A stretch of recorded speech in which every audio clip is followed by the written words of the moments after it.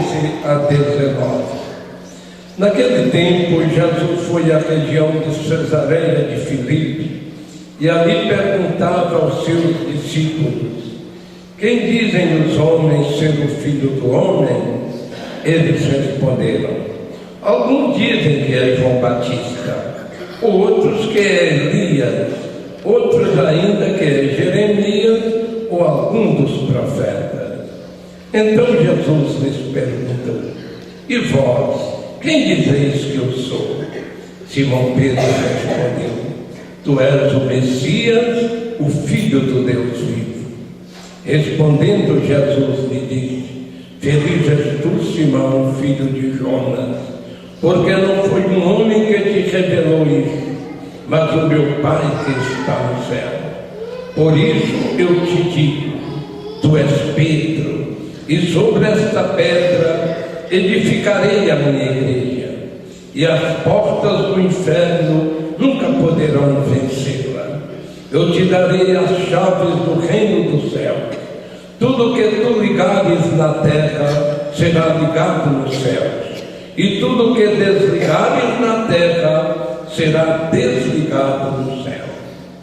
Palavra da salvação.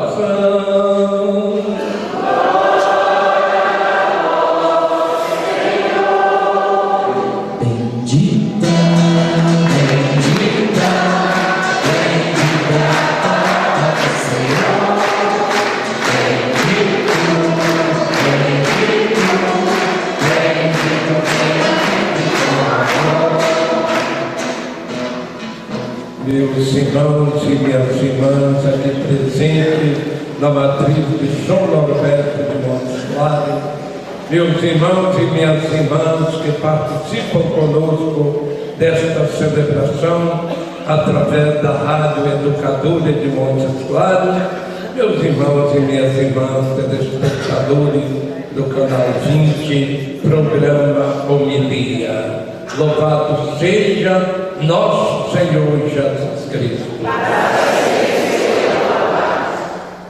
A celebração deste dia, a festa dos apóstolos São Pedro e São Paulo, que são os esteios da nossa igreja, são as referências maiores da nossa igreja, no seu início, naquele momento difícil de implantação do cristianismo, no início da pregação do Evangelho, traz para nós nesta festa uma reflexão muito bonita.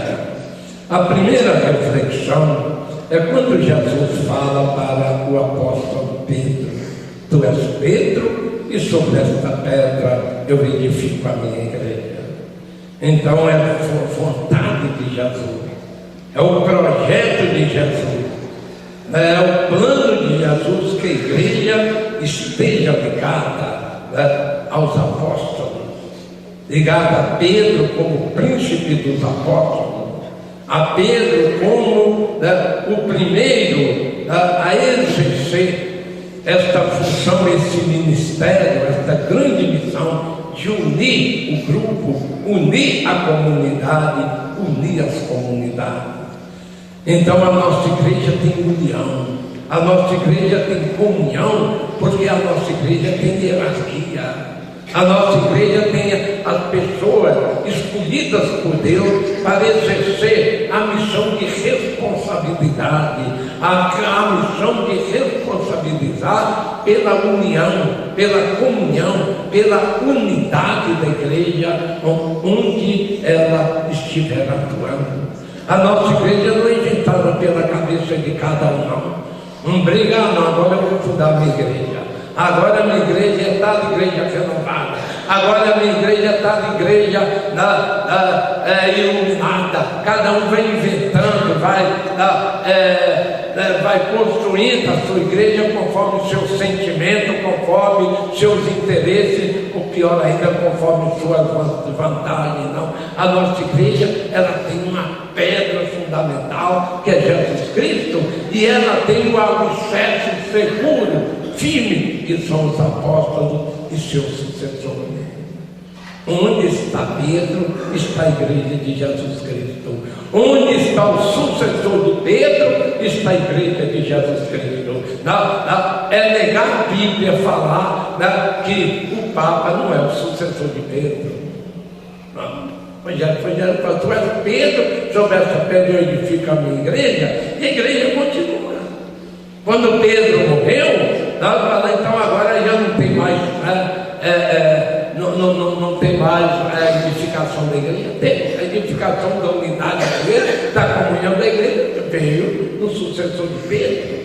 E assim os sucessores até chegar hoje em Bento XVI. Então a igreja sempre teve grandes referências na humanidade. Qual de nós pode esquecer quem foi João Paulo II, gente? Que homem escolhido por Deus, que homem santo, que homem apóstolo, que homem missionário, que homem cheio da força de Deus. Até os muçulmanos, os budistas, qualquer outra religião reconhecia isso, a força espiritual daquele homem, e que agora, dentro de 16, continua do mesmo jeito. Com simplicidade, com alegria, com firmeza na fé, com firmeza na união, com firmeza na unidade da igreja. A nossa igreja é uma só. Ou nos Estados Unidos, ou na China, ou na América do Sul, ou de qualquer ponto da África, a nossa igreja é uma só, porque ela tem este cabeça colocado por Jesus Cristo, o Papa. Tem essa unidade firmada pela hierarquia, tem uma consistência histórica. A nossa igreja, ela não muda conforme o vento, não. A nossa igreja, ela tem história, ela tem tradição, ela tem documentos, ela tem referência, ela tem caminhada, ela tem santos e santas marcando a sua vida. Tem pecadores também, nós somos pecadores também, mas dentro da fraqueza humana o poder de Deus se manifesta. É como o apóstolo Paulo fala: é quando eu sou fraco é que eu sou forte, porque eu me sentindo fraco, seguro na mão de Deus, seguro na mão do Cristo, eu faço tudo naquele que me fortalece. Então, que beleza quando nós analisamos a nossa história. Isso começou ontem, ou antes de ontem, ou há poucos anos, ou há poucos séculos. Não, a nossa igreja tem uma história de milênios. A nossa igreja tem uma força, que as portas do inferno não prevalecerão contra ela. Quantas forças políticas, quantas forças econômicas, quantas forças religiosas, quantos Edir Macedo que apareceram na história e nunca conseguiram derrotar a nossa igreja, e nem vai conseguir, porque as portas do inferno não prevalecerão contra ela. Ela tem consistência, ela tem fidelidade, ela tem unidade, ela tem comunhão, ela tem santos, ela tem referência, ela tem Jesus Cristo como cabeça, e os apóstolos e os seus sucessores como ministros em comunhão com Cristo, gerando a unidade, a união, a força histórica da nossa igreja. Olha, a gente dá gosto de ser católico assim, consciente, vibrante. Dá gosto, a gente se sente feliz quando a gente conhece a história da nossa igreja, com suas fraquezas também, mas sobretudo no meio das fraquezas, manifestando manifestando o poder de Deus, manifestando as maravilhas que Deus opera através dos seus escolhidos. Um dia uma pessoa querendo me gozar falou comigo assim: a sua igreja, a igreja do Papa Alexandre VI, que infelizmente foi uma fraqueza. Eu falei: o que é verdade, a nossa igreja tem fraqueza, mas você não pode esquecer que a igreja no tempo de Alexandre VI, muito mais penetrando no povo, muito mais em convivência com o povo, havia um Francisco de Assis, havia um Domingos Guzmão, havia um Norberto de Xanten, havia um Bernardo de Claraval. A igreja sempre teve referências de homens e mulheres realmente comprometidos com o Evangelho, comprometidos com o bem espiritual do povo, comprometidos com o plano de Deus, a vontade de Deus, o andamento da evangelização. É bom ser católico, gente. É bom ter essa consciência histórica, essa consciência firme da nossa igreja, porque o poder do mal não nos vence, não. Tem muita gente incomodada, sempre houve, muita gente incomodada com o catolicismo, com a igreja católica, querendo jogar lama em nós através de diários, dizendo que Roma tem muito ouro, dizendo que tem muitos padres pedófilos, esquecendo que nessa fraqueza tem em todas as classes sociais, não é só no clero, não. E se tem 1, 2, 3 ou 10 padres pedófilos, tem mais de não sei quantos mil de padres dedicados, comprometidos, fiéis, esforçados, empenhados pelo bem da igreja.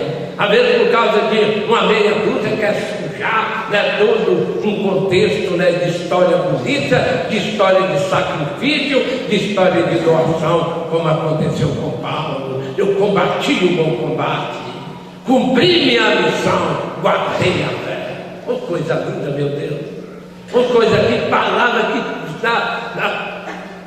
toca o coração da gente.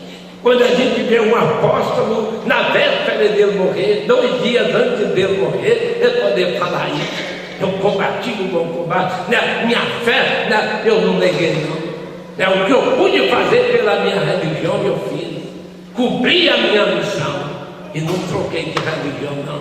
Eu estou com a minha fé aqui dentro, a mesma fé que eu recebi de Jesus Cristo, a mesma fé verdadeira, diz o apóstolo Paulo.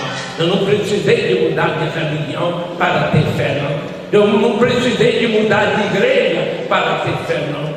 Eu estou na igreja verdadeira de Jesus Cristo, estou morrendo nela. Então, meus irmãos, minhas irmãs, vamos ser fiéis, vamos ser perseverantes, vamos ser felizes na nossa religião, vamos ser vibrantes na nossa religião, porque a igreja verdadeira, a igreja única. Tu és Pedro, e sobre esta pedra eu edifico a minha igreja. Não é minhas igrejas, não. E a gente não falou no plural, não.